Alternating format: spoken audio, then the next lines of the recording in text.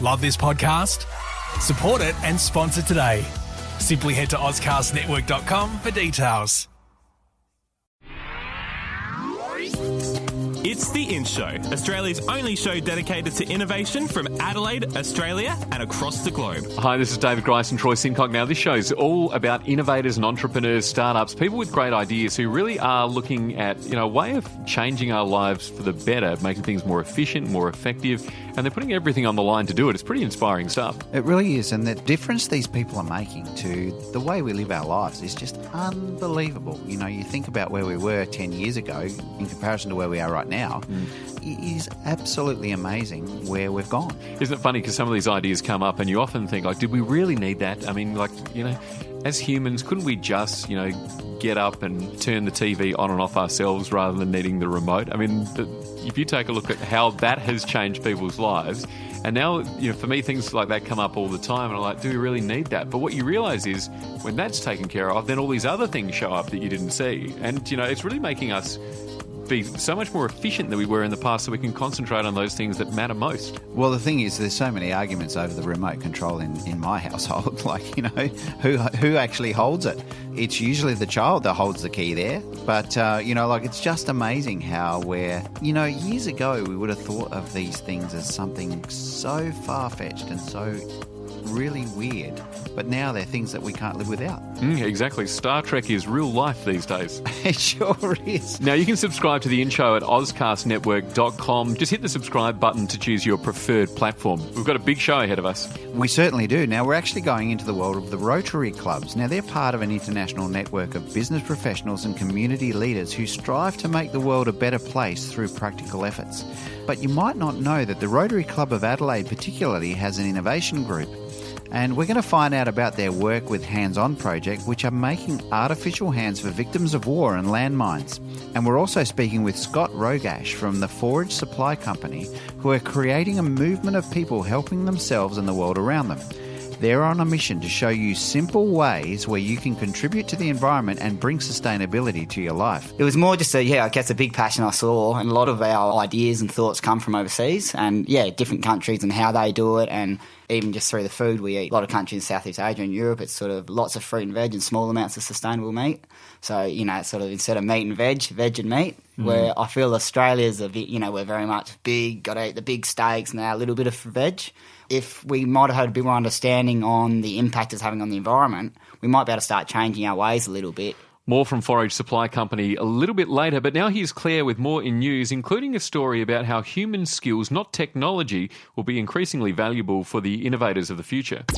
Thanks, guys. This week I'll be talking about machines that can harvest water from the air, but first, motor vehicle company Ford has designed hangover-inducing suits. They've been created in a bid to raise awareness around the effects drinking alcohol can have on your body the next day. To help people understand the effects, Ford designed a suit that mimics the symptoms of a hangover. It's fitted with a pair of headphones that play extremely loud music to imitate a headache, a set of goggles that makes the user's eyes sensitive to light and makes their vision blurry, heavy cuffs connected to the arms and legs simulate slow movements, and a weight attached to the chest area to create a sense of lethargy.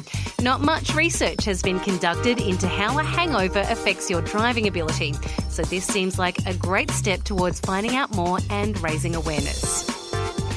5 companies who think they can harvest water from the air have been shortlisted to win the Water Abundance X Prize. The main aim of the competition is to create contraptions that could potentially replace desalination plants, which create CO2 emissions that harm the climate. This year's participants had to create devices that could extract at least 2,000 litres of water a day from the air. The total cost of the equipment used and predicted maintenance expenses for 10 years had to be under $146,000. The contraptions also had to be powered by renewable energy. The companies, including Australia's Hydro Harvest, have innovated in all sorts of ways, from a solar-powered water condensing box that can collect water at night and heat, condense and release it during the day, to a solar-powered water condenser that adds essential minerals that can be attached to roofs and other surfaces, and a wind turbine that can power a water generator compressor. The winner of the competition will be decided in July. And with advancing AI technology, some investors believe we should be teaching kids to be creative rather than how to code. At this point, it's almost inevitable that machine learning capabilities will advance to the point where software can code quicker and better than humans. Currently, machines and computers are intelligent, have huge memory capacities, and can process commands at an insane speed.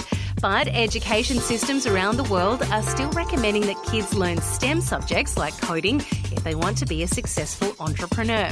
So it's been suggested that schools should be teaching kids to be empathetic, imaginative, and creative. Creativity and out-of-the-box thinkers will become highly sought after in the future. Some think kids should be taught the necessary skills to get careers as inventors, artists, and caregivers. This is because these roles are much harder to program or computerise, whereas other jobs that are repetitious have a higher chance of being automated. As we become more reliant on technology, we can't forget the importance of creativity. And that's what's in news this week.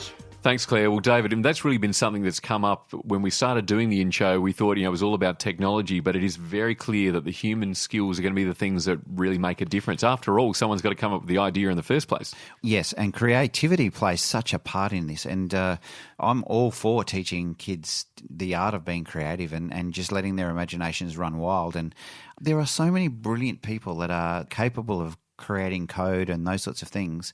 But I kind of agree with this article in the sense that machines will get very, very good and very, very fast at doing this sort of thing.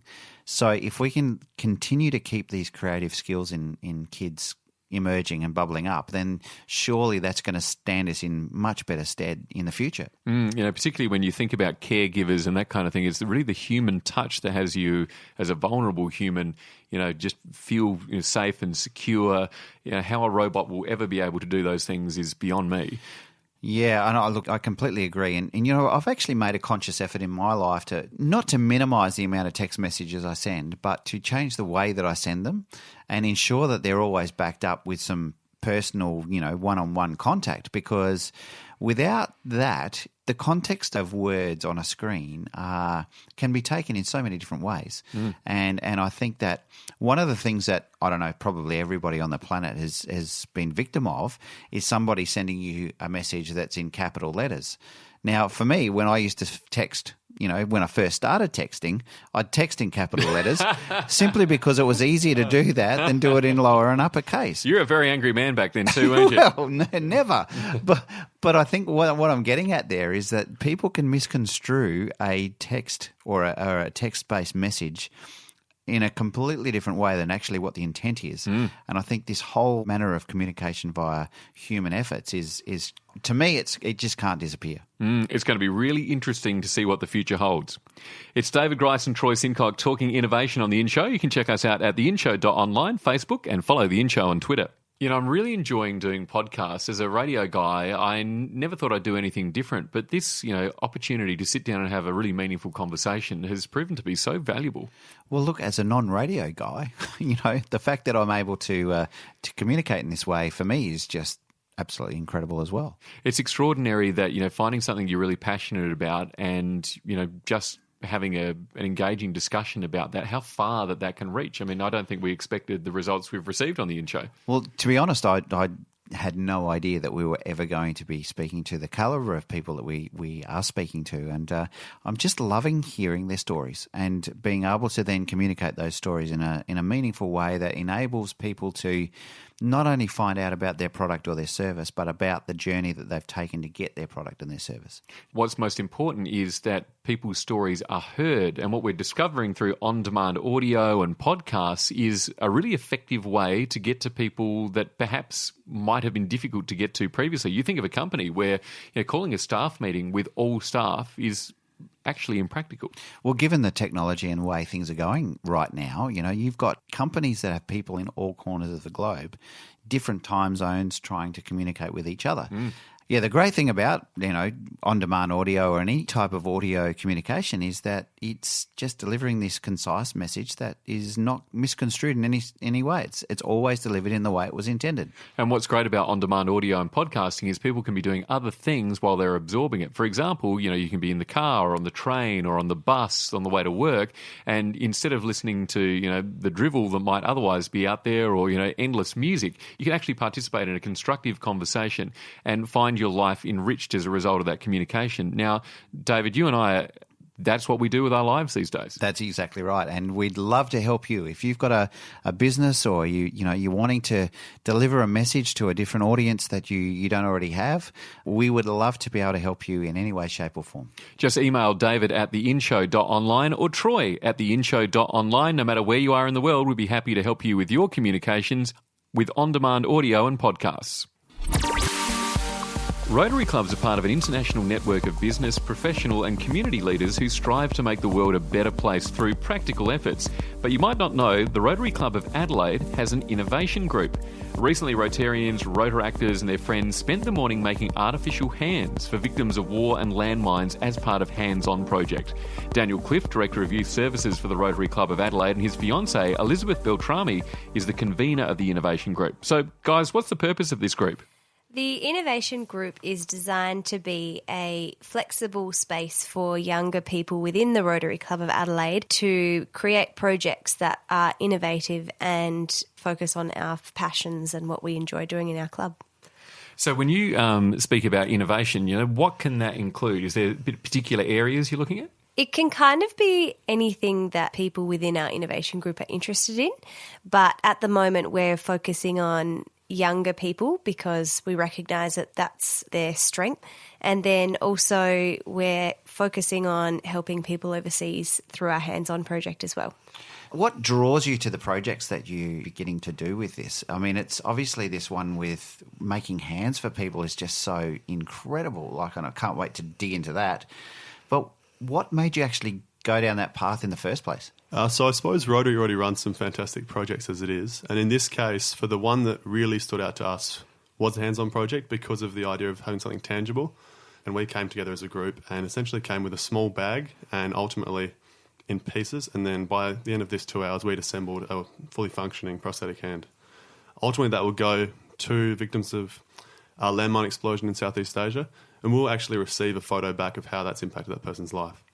But building on the innovation part, I suppose what we're trying to achieve is take something in Rotary that is already working and working quite well, but try to take it a little bit further. The long-term plan is to ultimately go into corporate Adelaide and work with businesses that have budgets for corporate responsibility, I suppose you'd call it, and also getting young people involved in the community. And then hopefully we can connect with them and ultimately facilitate this project ourselves. So really what you're doing is sort of marrying the mindfulness that Rotary clubs already have with the desire for bigger business to get involved, but they might not quite know how to step into it, or they don't know what projects are worthwhile. Is that right? Yeah, absolutely. And I see that there is a bigger push on corporate social responsibility for businesses to get involved in, and this is kind of a pathway for them to become involved in something that will make such a meaningful difference to someone's life overseas. And they can do it. The hands-on project only took us 2 hours to do on a Saturday morning. So it's a way for you to make a real difference in a couple of hours. So that's one of the really big draw factors of why we chose this project to start with. As well, what I find is with young people in the digital age, they're very connected and they actually do care a lot about their broader community. But often they're not so sure how I can contribute. So I suppose it's really fantastic for us if we can get this going, that we can build that connection to community a bit more, and ultimately people that really do want to make the world a better place have the opportunity to do that. And if their first experience is overwhelmingly positive, like mine was with Rotary through their youth camps, then that will create a bit of momentum to get more people involved, and through word of mouth, hopefully we can create something really big. So how many people have you got involved in the project so far? Within our innovation group, we've got a core group of about 15 to 20 people, and then we also have the support of the Rotary Club of Adelaide, which is a lot bigger than that. And so I think the Rotary Club of Adelaide's the biggest in South Australia, so we've got the broader support of them, and then our core group of members of 15 to 20 helping out. So tell us about Hands On Project. So the Hands On Project is an existing Rotary Rorks project, so that's a Rotary Australia project that has been happening for quite a number of years. And you buy 10 hands, a set of 10 hands, that's $5,000.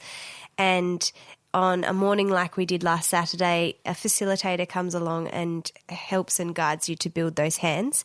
They are then sent overseas and fitted with a team of Rotarians or volunteers to victims quite often of landmines. And the countries that so far where the hands have gone to have been Sri Lanka, Laos and Cambodia. And so they normally do 1 to 2 trips a year. So they've got one coming up to Sri Lanka later on this year.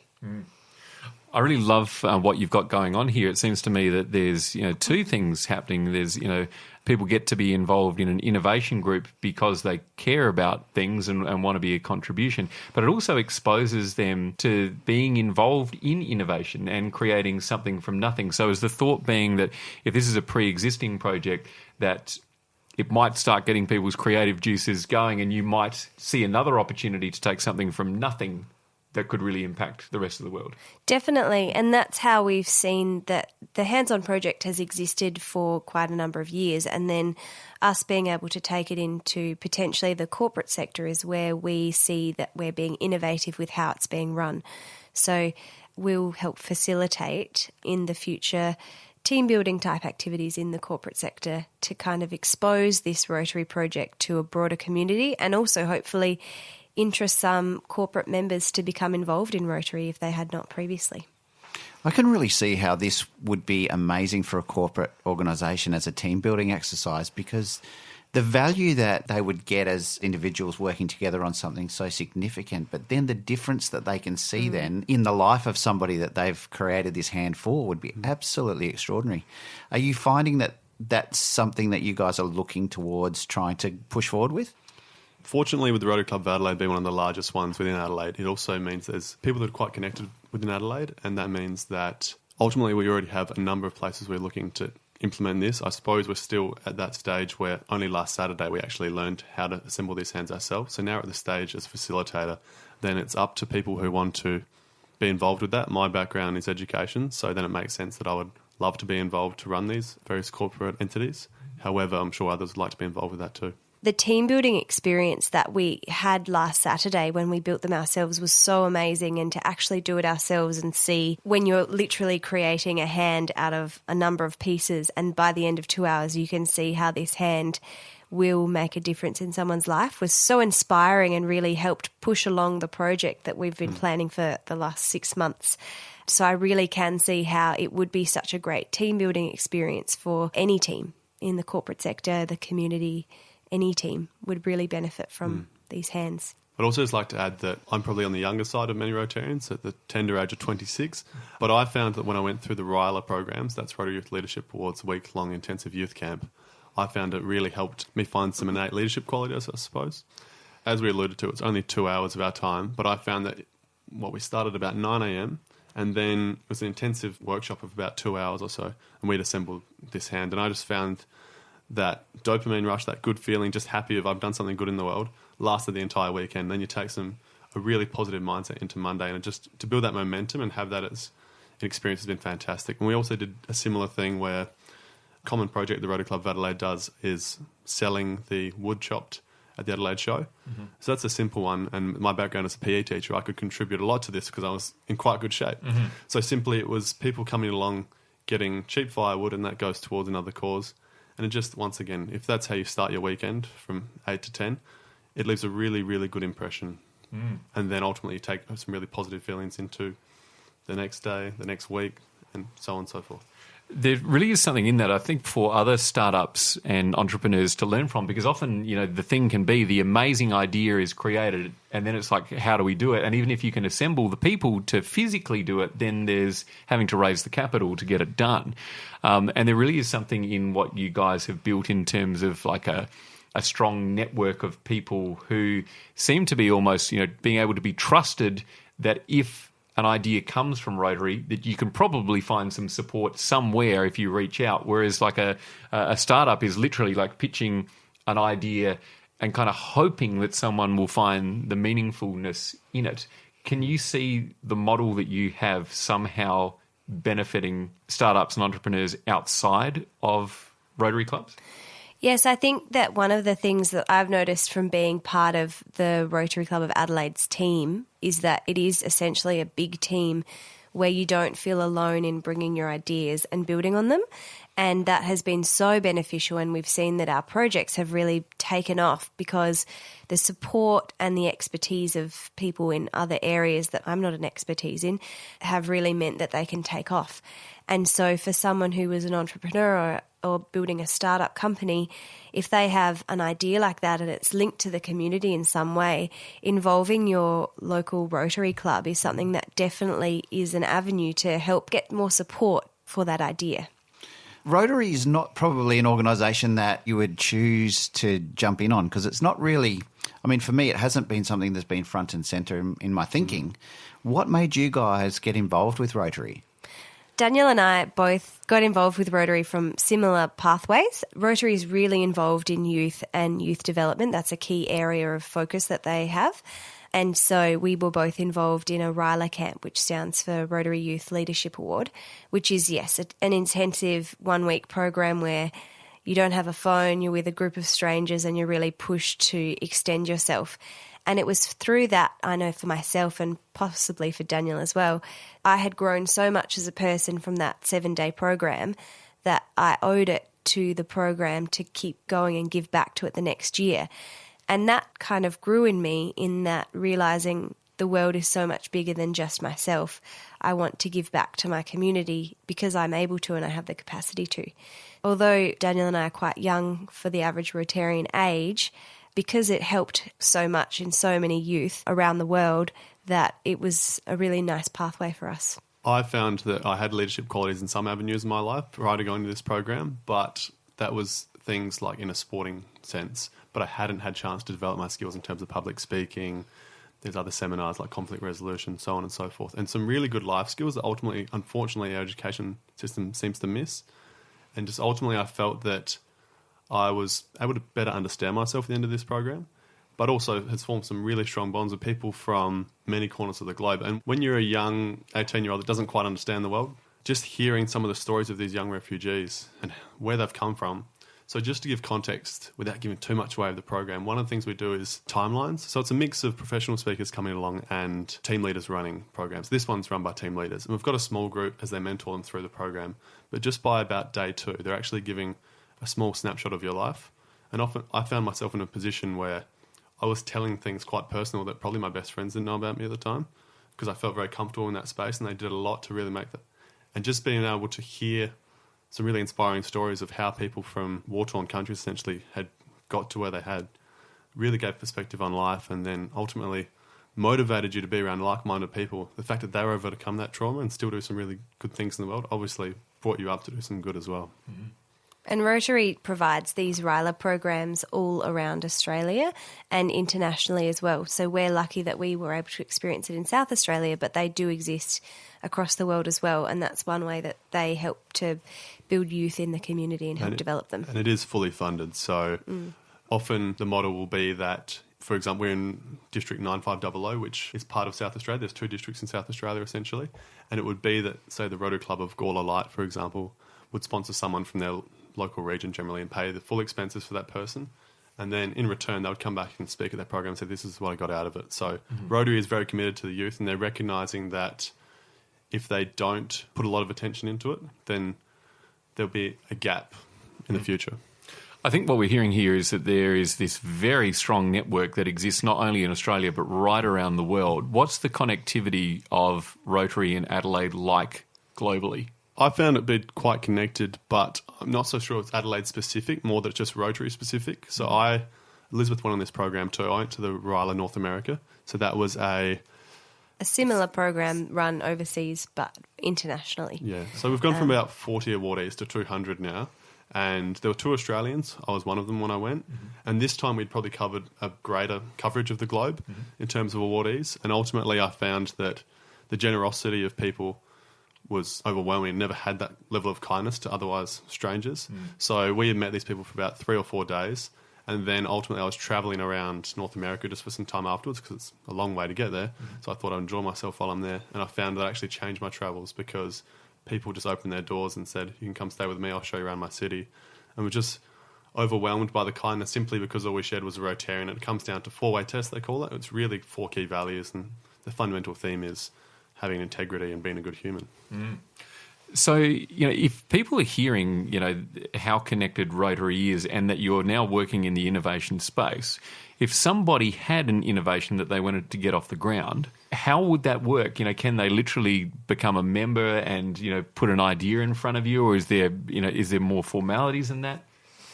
If someone had an idea that was innovative and involved the community and would make the community develop or improve it in any way, definitely get in contact with your local Rotary Club. You would be surprised that there are a lot around the world.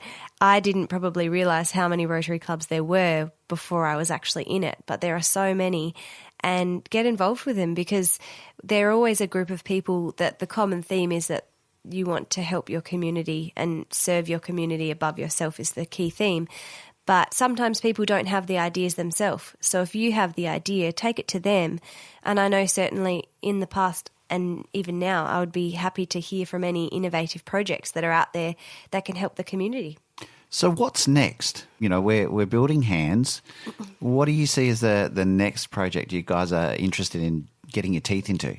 So maybe not project specific, but we really want to try build more momentum so we can be a bit more of a pilot for a really successful club that's doing a lot to capture that audience from about 18 to 40, because often we find that's one where people are in a really busy stage of their life. Of course, people older than that are still very busy as well. But when you factor in young professionals, potentially children, it can be really hard to have that outlet. And that's why we aim to be flexible, first of all, to cater to them. So we really want to try to build momentum both in numbers of our current innovation group, and then really try to have some sort of retention rate for demonstrating success of this project in the corporate sector. And we also have found that within our group, like I mentioned before, working with youth is something that is a strength of all of our members in different capacities. So we want to build on that strength, and instead of recreating the wheel of building another water well overseas, which is an amazing project that does happen in Rotary, but that's not necessarily a strength that we have. So we want to work with youth. And so we're planning a few projects later on in the year where we want to build professional development for youth to help engage them with what we're doing in our club at the moment as well. And we also just see some opportunities for better engagement between the different clubs. So as an educator, I'm starting an Interact club in my current school. Interact is essentially a Rotary-based organisation for high school students, within a school. And then there's Rotaract, as we've discussed, so 18 to 30-year-olds. And Elisabeth was instrumental in getting that going in South Australia. And we want to see some more connectivity between the two. So my current role for next Rotary year, which match financial years, will be Youth Director at the Rotary Club of Adelaide. And I see opportunity to just, with some really good strategic planning and execution, opportunity to have some more connectivity within, I'm thinking, high school students to university students, and especially there's already an Interact club going at Adelaide High School, has been going for about 20 years, but with Adelaide Botanic High opening next year, I see an opportunity there, and they're in close proximity of Adelaide Oval, where we meet for our luncheon meetings. And I see a really good opportunity for even just mentoring from university students and then connecting Rotaractors to Rotarians who are already in the industry and having successful careers, so everyone can get something out of it. That's fantastic. Well, guys, congratulations on the innovation group. And Daniel and Elisabeth from the Rotary Club of Adelaide, thanks so much for joining us on the In Show. Thanks for having us. Thank you for having us. To find out more about the Hands On Project, visit handsonproject.com.au or rotaryaustralia.org.au. It's David Grice and Troy Sincock on the In Show. Next, we hear about how an Aussie Rules footballer is collaborating with a seasoned traveller to teach us how we can do our bit to preserve the environment and be effortlessly sustainable. Download the Phoner app before you head to your next event. Find people easier, market yourself better, and get connected using Phoner. That's spelled PFONR. Phoner. Available in the App Store now. Hi, I'm Dan Thorsen from Mighty Kingdom, and you're listening to The In Show. It's David Grice and Troy Sincock on The In Show. Visit ozcastnetwork.com and subscribe to The In Show on whatever platform you like. It could be Apple Podcasts, it could be Spotify, and of course you can follow us on Facebook and Twitter as well. Scott Rogasch and his mate Justin Westhoff were born and raised in South Australia's Barossa Valley. Together, they've created Forage Supply Co, creating a movement of people helping themselves and the world around them. And they're on a mission to show you everyday things where you can contribute to the environment and bring sustainability to your life. Scott, it's not a regular thing to see an Aussie rules player champion the environment. What led you to work with Justin on this business? Me and Justin both grew up in the Barossa together, as you said there, and been lifelong mates, I guess. And yeah, we both had a passion for, I guess it started off with the homelessness side. We've both been involved with the Hutt Street Centre for over 12 years now ourselves. I did it through my sports recreation and management degree, had to do a placement there. And then, yeah, Justin was just started his career, AFL career, and just jumped on board. I guess it's getting closer to the end of Justin's footy career, and we were just chatting one day about starting a business up together, and it was going to start off with just a wine company, because my parents own a bit of vineyard in the Barossa Valley. I've done a lot of travel and got a lot of passion for the environment and looking, trying to work out more sustainable ways to live. And so, yeah, we sort of looked at the wine and started doing a bit more organic wine practices, and, yeah, just stumbled across this little caravan, and next minute we had a little food truck doing, fully sustainable food around the Barossa Valley in South Australia. Fantastic. So tell me, when you talk about that you developed a bit of a passion for the environment, what did that look like for you initially? Yeah, well, I guess the big point for me was when I was actually doing my dive masters in Honduras. I got to spend 3 months there diving and speaking to the locals, and they were just explaining what the corals was like 20 years ago and to what it is now. And it got to a point to we're really the problem here. And over a lot of travel through Europe, Southeast Asia, they're a lot more switched on, I guess, with the environment side and doing a lot more things, even recycling and all that. It's sort of built into their culture a bit more, I feel. And I've just found you come back to Australia and I don't know if we have got the education on it or we're just not up to scratch with it. So I just wanted to bring a few things that I learnt from over there and bring it back over here and just showcase different ways to create a more sustainable future. So it was more just I guess a big passion I saw, and a lot of our ideas and thoughts come from overseas and, different countries and how they do it, and even just through the food we eat. A lot of countries in Southeast Asia and Europe, it's sort of lots of fruit and veg and small amounts of sustainable meat. So, it's sort of instead of meat and veg and meat, where I feel Australia's a bit, we're very much big, got to eat the big steaks and now a little bit of veg. If we might have had a bit more understanding on the impact it's having on the environment, we might be able to start changing our ways a little bit and not be extremists about it, but, just being able to understand the impact it can have by just changing your diet a little bit, or clothing or housing or recycling. It doesn't necessarily have to be a diet, but, there is simple ways that we can all start doing small changes, and all of us together can make a big difference. So was the sort of portion sizes of meat and vegetables one of the key learnings that you had from what you saw overseas, or were there other things that you saw that really changed the way you thought?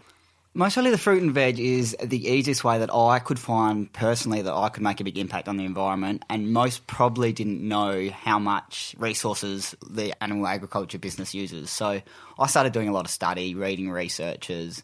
And again, the big thing is if you're just taking out the meats, can you get your protein, get your fibres? So I did a lot of interviews with plant-based doctors, did a lot of researches, read a lot of papers, a lot of case studies, and sort of found out that, yes, we can still have a healthy, balanced diet. And whilst doing that, it's also going to be benefiting the environment a lot more. So it makes sense that from the ground to the plate back into the soil, it just made a lot of sense that it can be a quite easy way without this big stereotype of, I guess, the word vegan. We never use that word where we don't really like it. We're just saying, hey, here's a cool, sustainable meal that if you like it, it's enjoyable, it's filling, you might be able to start substituting a bit of meat out or including it into your diet a little bit. And, go from there. So how does the meat consume the resources? You talked about, that it's very resource-heavy, creating, the meat and that sort of thing. Yep. Can you tell us how that is? I actually had a phone call from Chris Darwin, who's Charles Darwin's great-great-grandson, and he's just started an app called Meat Free or something. And he did a bit of a study as well on sort of how much land you use, how much water you use, how much greenhouse gases. So the land you're using land to grow food for your cattle and that. So it's, a lot of wheat, etc. for that. You're using a lot of water to water all that. Then you've got to feed the land for the cows themselves, and then you've also got to water them as well. And then obviously the greenhouse gas emissions that they're using through methane and that. So I think we figured out one typical American hamburger to one of our meals, you save 519 litres of water, 2.24 square metres of land, and 1.134 kilograms of greenhouse gas emissions. Wow. So since we've started, we've been able to save over 7 million litres of water, 347,000 square metres of land, and, it just adds up through... We've served over 1,000 plant-based meals. So we're just saying everyone even just eating with us has been able to help this movement without really changing too much of their lifestyle either, where it's, some simple little things that you can actually do. It seems to me that, it's very much about, connecting it to the individual and a person seeing a simple way that they can really contribute to the impact. Because it's not like humans don't want to assist other humans, but when it feels like you're contributing to something that's so much bigger, like a larger vision that you can't see how you're individually attached to it, it often comes up as, that sounds like a great idea, but really, am I going to have any impact at all? It's very clear what you're already achieving. How do you have everyday Australians see that? 100%. So when I first started this, I'm still not fully plant-based myself. I just adopt a plant-based diet as much as I can. So when I cook, I try to cook fully plant-based. Yep.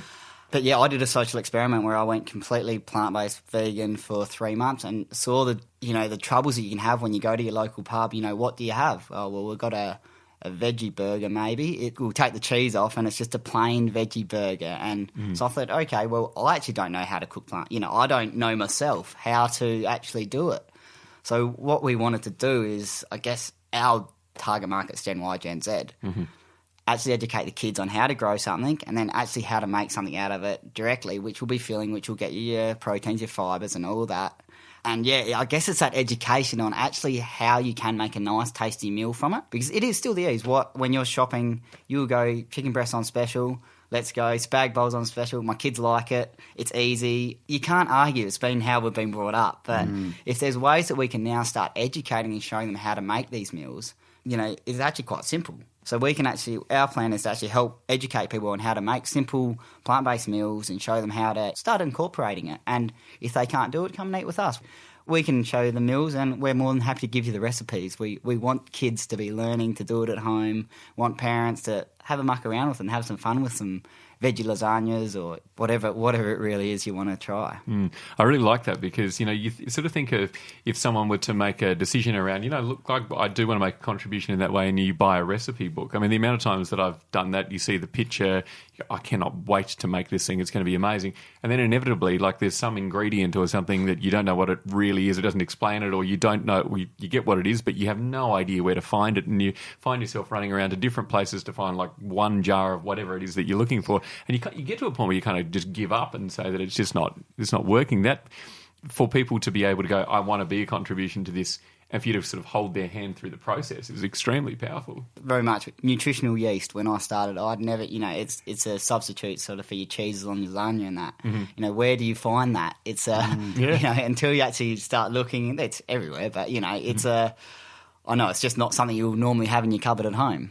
So, there is a lot of, it's just, trying to educate, and then I've just got it at home all the time now, so it's there. But I love that, this idea of, Forage Supply Company has begun as almost like a hospitality pursuit that has the environmental benefits. You've got the food truck, like you said, and that kind of thing. But you're now moving into areas like well beyond food. Can you tell us a bit about that? Me and Wesley have no experience in hospitality. We had no real interest in starting a food truck or anything. It was just more the easiest way that we could showcase your first small way of changing sustainability through diet. I guess through the growth of the business, our mission statement has sort of gone the smallest impact on the environment, greatest impact on the community. And as I said before, our target market's Gen Y, Gen Z.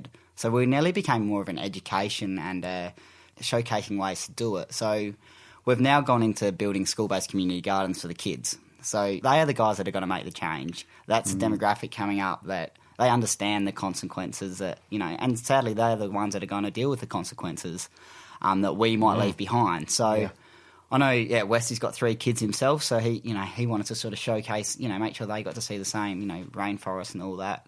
Me, I've been, lucky to see over 70 countries around the world, do the Amazon, Machu Picchu, down Africa. I've been lucky to see all these amazing places, but we do use a lot of those resources through food. So Yeah, it's really become now to actually going to schools, and we've got 4 gardens on the go now where we go in, we build the school-based organic gardens with the kids. We teach them what's in season, how to grow something out of it. We bring in some ambassadors we've got with us. We've got a couple guys that are fully plant-based and play cricket, a couple wakeboarders that they've grown up on the river and want to, just help. So we go in, we educate them. What are the kids' trigger points? It's social media now, celebrities, bit of video. So we go and try and hit them with those sort of trigger points and sort of make it hipster to be environmentally adapt, I guess, or just thinking about the environment and doing some cool stuff where you can be making a difference. So definitely taken a bit of a turn. We didn't know where it was going to take us. We literally had this idea and we just thought we'd let it grow organically. And now, we're sort of focusing now on the a lot of the kids' sides as well. Mm-hmm. So tell us about your work with the homeless, because that involves a number of things, doesn't it? Does it involve the garden side of things as well as what you're about to do within building? Yeah, so we wanted to, I guess we sort of red flagged what the homeless were sort of eating. They're getting a lot of processed meat for breakfast and lunch, just because that's what they were getting donated. So, the homeless shelters could only do what they're getting in. So we sort of had that healthy body, healthy mind. So we wanted to start donating plant-based meals to them so they could get the same chances to have a healthy, balanced diet of 5 and 2, a recommended dietary intake of fruit and veg that we all have. So since we've started, we've been able to donate 832 meals to homeless shelters across South Australia, with the big one being the Hutt Street Centre that we've been involved with now for 10 years, but also Ladder is youth homelessness in Port Adelaide, a couple around the Barossa Valley as well. So we wanted to give them the opportunity to have that healthy, balanced diet. But another thing we found too is a lot of the guys there didn't have any opportunity to get any work or to get anything to put on their resume. So a lot of guys have been very successful and just had a bad breakup, and lots of reasons why they've ended up on the street. And we sort of, again, being there for 10 years, we see a lot of the guys coming in and out. So when we first started with the van, we got the Royal Croquet Club in the Fringe, was one of our first gigs. We needed clients, so me and Westy just walked into the Hutt Street Centre and we said, whoever wants to work, we'll give them some work. So the first 15 people we hired were homeless with no experience. Me and Westy had no experience, so Westy started football and I was left on with this little caravan in the fridge, sort of scratching my head for a fair while. But, and the thing, I think out of those 15, 2 guys got jobs from that through having us as a referee, and 2 of them got houses. Wow. So we'd already made an impact on a few people's lives just through giving them an opportunity. And we've got one lady that's still with us. She's been with us for 18 months now. A couple now. And, we just want to give them some skill sets and some opportunity to get in the workforce. And, again, they're no different to you and me. I think it's something like we're all 6 weeks away from being homeless or something. So a lot of them are very successful business people or women. And, it just fall on a hard time. And, we just wanted to give them that second chance and, be a little bit of their family. And we're a pretty relaxed sort of company. We like to sort of have a bit of a laugh, but, we want to get the job done right, and we've got a product to deliver and we want to deliver it really well. But, we also put them through an interview process. We make sure they do their, fill out sort of contracts and get them on super if they don't have it. We just kind of help them, guide them through that, and then ideally, hopefully, get them back into the community. What's so great is you've gone from, working with the homeless to actually being on the verge of building homes for people. Explain to me how that step is happening. Well, like Forage, it is I'll go back to our mission. It's the smallest impact on the environment, the greatest impact on the community. So it was in any way that we could do it. And the sustainable building is something that we're both very passionate about, and most really long-term goal is where we wanted to end up. So, we're just about to launch another company called Box Factory, which builds modular sustainable housing and also puts the... we'll be able to put the homeless through a 4 or 8 week training program where we be able to get them some tickets and some qualifications, get them 4 to 8 weeks work with us to get them a skill set and find out exactly where they want to end up or what they want to be, and work with them and then get them employable. So when they come into the workforce, they have their tickets, they have forklift licence, they have first aid, they have their white cards, In the long term, that's where we really want to end up. And the sustainable housing, it's a modular housing again, very popular overseas. It's fully off-grid. You're using your wastewater turns into grey water, your batteries all into solar, and it's just building these cool little off-grid plods that you can just pop anywhere, and would like to look to modelling that into making affordable housing for the homeless as well.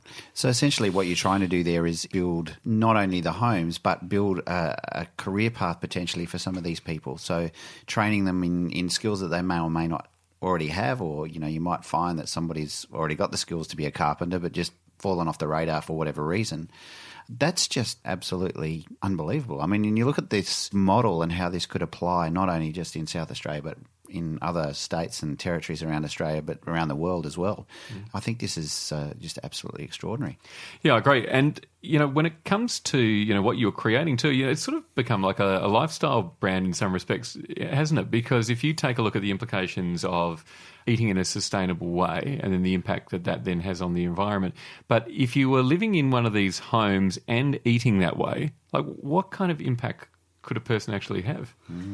Yeah, that's, you know, the world's our limit, and it's that minimalistic approach that I think we all need to sort of start taking on board a bit, you know, the smallest amount we can use and still live your normal lifestyle. You know, you don't have to make these huge changes, which I think a lot of people are scared of. Yeah. It's like, oh, I can't go there because I'm going to have to change so much, where you slowly start adapting it and you're like, oh, well, it's not that. It takes 28 days to change habit. You know, myself, I was playing footy, I was eating schnitters every night, you know, I was eating tea, you know, just because I didn't have the knowledge. And I started doing it, and, yeah, one of my best mates went, he still is fully plant-based now, and he was sort of he's one of the blokes that sort of inspired us to do it. And he was the same. We're both footy players, but as soon as we sort of started to, you know, get the understanding about it, you can realise what impacts you can have. And again, it doesn't have to be, diet is just something, you know, that's just what we've launched at the moment, the food truck. But, you know, we're looking at a sustainable clothing range again too, where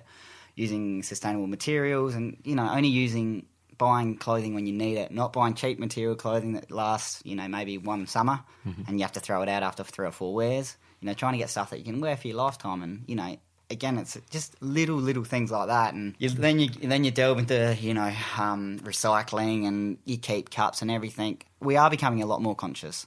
You know, very much so. I've seen the trend now that even through the food, the guys coming through, there's a lot more people conscious in the community about the environment.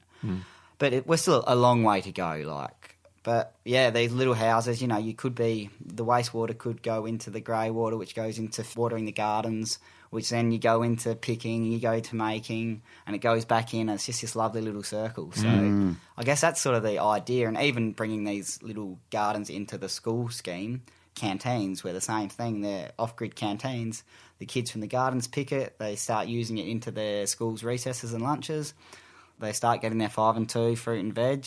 And through all this, we're creating a more sustainable future. You know. Well, tell us about the impact on you personally. I get that, you know, you've had to considerably change your lifestyle, and it would be out of step with what you're building as a business if you had remained that way. But what sort of personal impact has it had since you've switched to being this way?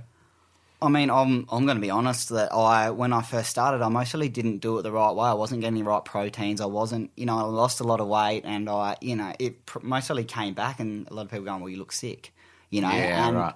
And it's nearly like people wanting you to look a bit, you know, they're like, well, look what you're doing, you know, you're not getting your meat, you know. And, yeah, so, you know, I mostly did get a bit crook and didn't do it properly because I wasn't eating wasn't getting my nuts, my legumes in there. I wasn't getting the energy that I should have been. And, yeah, it can, if you don't do it right, I'd definitely recommend you got to go to your GP, you know, if you want to start adopting it, even just little changes, if, you know, just to make sure you are getting everything you need.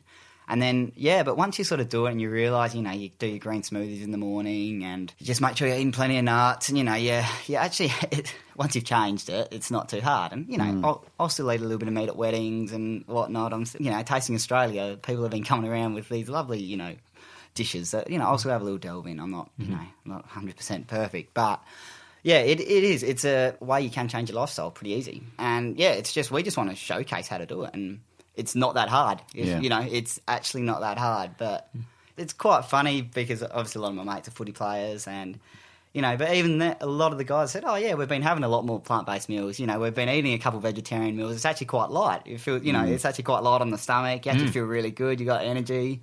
You know, it's quite funny, that sort of stigma's already starting to change a little bit. Still caught plenty of grief, don't get me wrong, but it is just cool to sort of see some guys, mates out of the blue and be like, oh yeah, you know, we actually have 3 or 4 vegetarian meals a day or, a week. You do have to be onto it, though. You do have to make sure if you get a bit lazy and you get pretty caught up at work, which I do, you skip a few meals, you do lose a bit of energy. It's a bit of menu planning and you can be pretty right. Have you had any hurdles along the way that you've had to overcome with this? Like, obviously engaging with homeless in the first place might have been something that people would consider being very difficult, but because of your history, that seems to have been something that's really good. But is there any hurdles that you've had to overcome?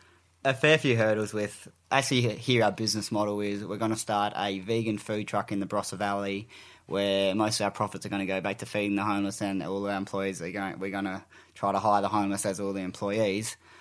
You tell that to business advisors and they just go, well, you're going to fail in the first 3 months. It's not it is not a successful business model. And don't get me wrong, we've had some pretty, it's pushed me and Westy a lot of times where we're at a music festival, we're next to a beef burger place. They've got a line up for, you can't see the end of it, and we've got 4 people going through. The hurdles of actually hitting the right crowds. We do a lot of the Barossa crowds we struggle with, but Hot Tub Wine Machine at McLaren Vale, that seems to be a great demographic for us. It's like we do smoky red bean nachos, we do like organic lentil dals, we do like pulled jackfruit sliders. It's just a bit lighter. So that demo there, we can match it. But we still find, just with the culture we've got at the moment, the big hurdle is we'll go to an event and, for us to break even is very hard because we are doing organic foods as well. So us to plate something up is very pricey. And then, we're most probably, I'd say, we've got unskilled labour in there as well. So we're nearly going for 2 to 1. So there'll be me, one of our managers, maybe one of the clients. We've still got to sort of train them up a bit. And, and the hurdle, I guess, too, with the homeless side is at the start I mostly wanted to try and help everybody. I mostly opened it up to a bit too big. So far I've hired 25 clients. Right. And with the new model we're working with now, it's mostly just working on 1 or 2. Youth homelessness, too, is a big thing that we want to focus towards. So not just being that Band-Aid fix, actually helping someone that both parents might be in jail or that's the only lifestyle they've sort of been brought up with. But we can actually give them that opportunity to break that cycle and then give them the opportunity to get some proper skills. Ideally, we would love to actually build houses with them and let them, get them into the community with a small house, a small garden, a successful job. They're back into the community, and then that cycle's broken. Then they have kids, and then you hear a lot of bad stuff about the Hutt Street Centre and, people there, and it shits me a bit because the businesses are all whinging about it, but I don't know if any of them have actually ever thought of how can they help contribute, maybe start looking at hiring some homeless or working, because yes, there will be drugs, there will be alcohol, there will be violence, and it's a sad fact of it, but if we can start working with the youth homelessness to break that cycle then, then hopefully in the long term, the homelessness side will slowly start to disappear.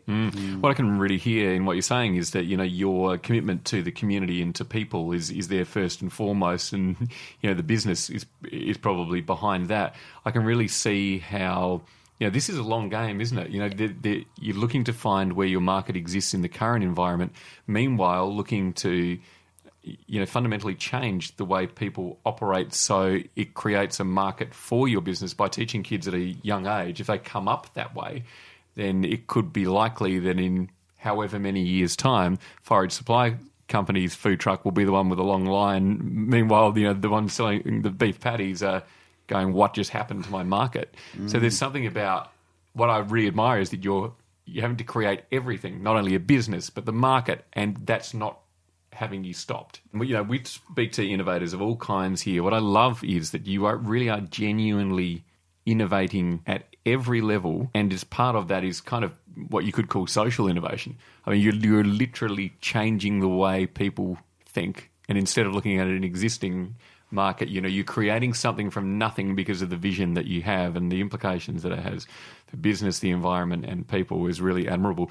Scott Rogasch from Forage Supply Company, thanks so much for joining us on the In Show. Thank you very much for having me, guys. Find out more at foragesupply.co.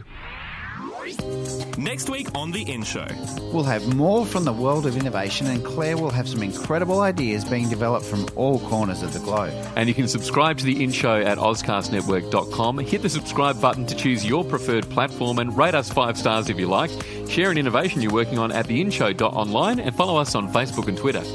Well, another inspirational show again this week. I just can't believe these people are working so hard to help others. Yeah, they really are. It's just, as we're seeing, innovation has got so much to do with people. It really does. And like speaking of that, Troy, Janine Malcolm from TechFugees, she came in and talked about how she's helping refugees and building technology solutions for people that are trying to migrate into countries. But she's going to talk about innovation as an invitation for people to collaborate and how diversity plays an important role in that. If I can kind of give you my definition of innovation, I don't think it's about tech. I've always thought it's about people, it's more of an invitation for people to come together and use their diversity of lived experience and skills to kind of problem solve something that they're both, or everyone's kind of commonly passionate about. So that's where the innovation spark kind of happens. I see what work Business SA are doing, and I understand that 1 in 3 small businesses are run by someone from a migrant background. So how do we make those connections, and how do we get that pipeline of entrepreneurs coming through and accessing all the amazing resources that we already have? And I think South Australia stands to benefit a lot. The In Show, presented by David Grice and Troy Sincock. News by Shannon Corvo and Claire Murphy. Music by Zach Grice. Produced by Jason Walker. Subscribe to the In Show podcast on iTunes. A Dave and the Beanstalk production.